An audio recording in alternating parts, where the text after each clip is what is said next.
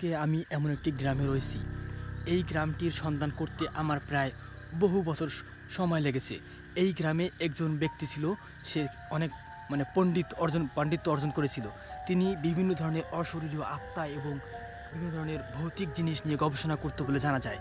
কিন্তু তার মৃত্যুর 100 বছর পর তার সেই পাণ্ডুলিপি আমি উদ্ধার করার জন্য এখানে এসেছি। তবে আমি কি আসলে এখানে তার সন্ধান পেতে পারি? সেই বিশেষ আসলে যেটি আমার পাণ্ডুলিপি দরকার, সেই পাণ্ডুলিপিকে আমি এখানে পাবো কি না সেটি আসলে আমার এখানে খুঁজে দেখতে হবে। তো আপনারা আমার সঙ্গে চলুন।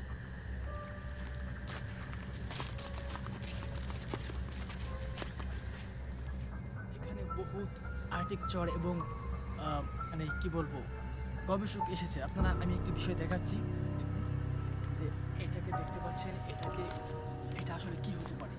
এটি কিন্তু কোনো প্রাচীন আমলের কোনো তীর সুরকির হয়তো কোনো কিছু হবে। তারপর আমি দেখাচ্ছি, দেখুন এই যে গাছগুলো, এই গাছগুলো কিন্তু একসময় প্রাগৈতিহাসিক কালে অনেক লম্বা ছিল, কিন্তু কালের বিবর্তনে, আবহাওয়ার পরিবর্তনের কারণে এরা ছোট হয়ে যাচ্ছে দিন দিন।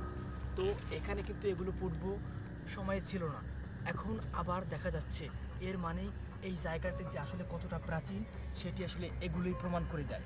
ঠিক আছে, তো সঙ্গে চলুন। এখানে আমি হয়তো সেই আসলে আশেপাশে রয়েছি সেই বিশেষ জায়গাটির, যে যার সন্ধান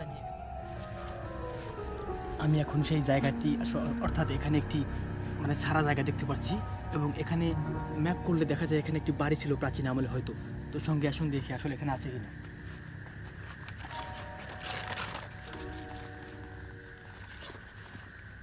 এখানে আমি একটি কাঁটাযুক্ত গাছ দেখতে পাচ্ছি। এটাকে খেজুর গাছ মনে করলেও আসলে আপনি মনে করতে পারেননি, কিন্তু আসলে এটা খেজুর গাছ নয়।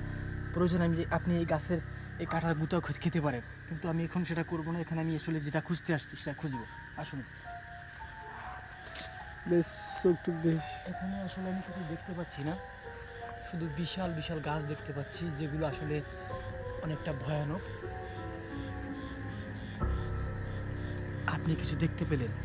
আমি কিন্তু এই গাছের ফাঁকায় দেখতে পাচ্ছেন যে একটি কি রয়েছে, আমি একটু ধরে দেখছি।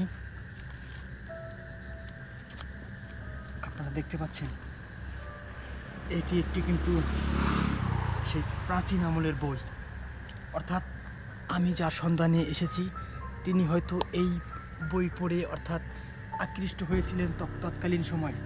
এটি সেই ফ্রাঙ্কেনস্টাইন অর্থাৎ মেরি শেলির একটি বিখ্যাত উপন্যাস, যে উপন্যাসটির ভেতরে যে মূল স্ট্রাকচার সেটি হলো গিয়ে এই যে গবেষক তিনি একটি খ্রিস্টান কবরস্থানে যায় এবং সেখানে গিয়ে একটি মৃত লাশকে শনাক্ত করে এবং সেটিকে তিনি গবেষণা করে জীবন্ত করেছিল বলে জানা যায়। তো আসলে এটিতে কি রয়েছে